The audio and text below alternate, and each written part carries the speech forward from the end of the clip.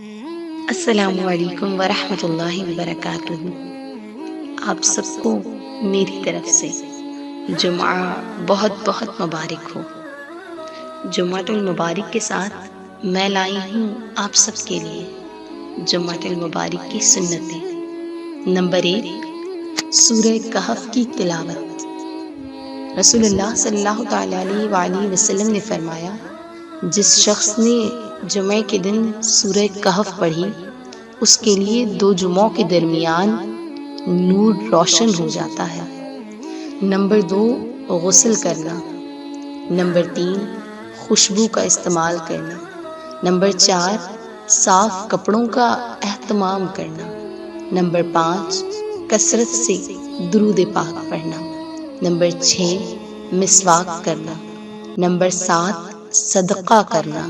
Number 8، خاموشی سے خطبہ سننا۔